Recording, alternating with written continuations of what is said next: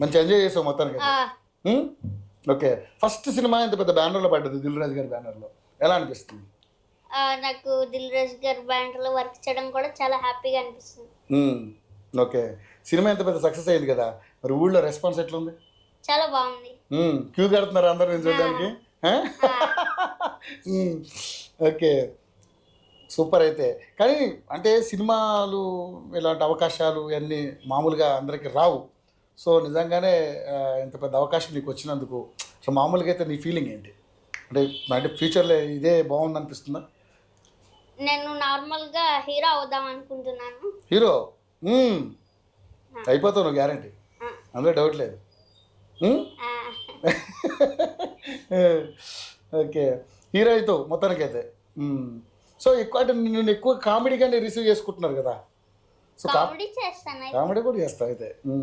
So Venkatesh గారు నీకు మధ్య సీన్లు మధ్య అంటే ఆ ఎఫెక్షన్ కానీ అన్ని ఎట్లా అనిపించింది నీకు? చాలా హ్యాపీగా అనిపించింది. ఆయన అంత బాగా చేయడం, నేను బాగా చేయడం, ఆయన ఫ్రెండ్లీగా చెప్పడం, నేను ఫ్రెండ్లీగా ఆయన చెప్పినట్టు చేయడం చాలా హ్యాపీ అనిపించింది. ఓకే, సో నిజంగానే ఇంత మంచి సక్సెస్ అందుకున్నావు, చాలా హ్యాపీగా ఉంది. ఎందుకంటే సినిమాలో హైలైట్ నువ్వే అయ్యావు.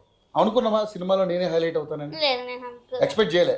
సినిమా షూటింగ్ జరుగుతున్నప్పుడు నాకు నీకు అనిపించలేదా? లేదు, వాళ్ళు సినిమా అప్పుడు చేస్తున్నప్పుడు వేరేలా ఉంటుంది, చేసిన తర్వాత నార్మల్గా చూసిన తర్వాత వేరేలా ఉంటుంది. ఓకే, థియేటర్ చూసావు అసలు సినిమా? 2 times. ఎక్కడ చూసారు? నేను మా ఊర్లో చూసాను. ఎక్కడ? గణపవరంలో. ఓకే, మొత్తం మమ్మీ డాడీతో. ఓకే, ఎట్లా మమ్మీ డాడీ ఫీలింగ్ ఎట్లుంది? చాలా హ్యాపీగా అనిపించింది. అవునా? నిన్ను బాగా అంటే మమ్మీ డాడీ అంటే ఇక కామన్గా నా కొడుకు ఇంత మంచి ప్రయోజకుడు అయ్యాడన్న ఫీలింగ్ ఉంటుంది కదా, అవునా? ఈ వయసులోనే ఇంత సాధించావంటే గ్రేట్ నిజంగానే.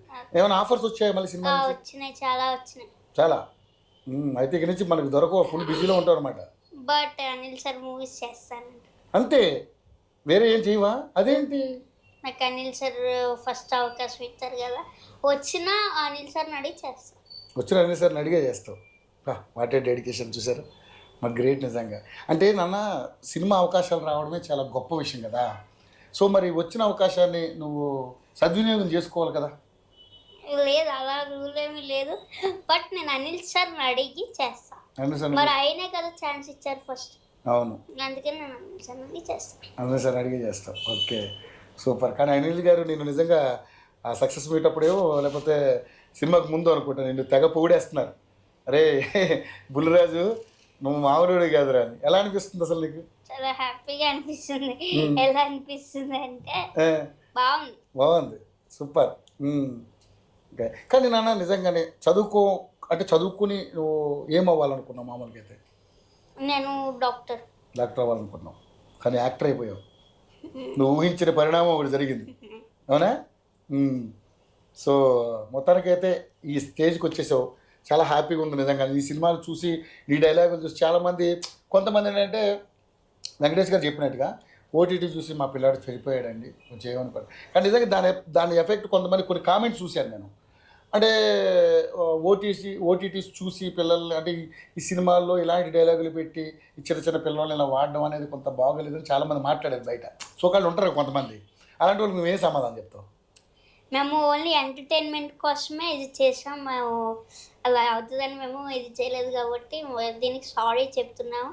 ఇవాళ ఇందాక పొద్దున కూడా సారీ చెప్పా ఎవరికి? అందరికి.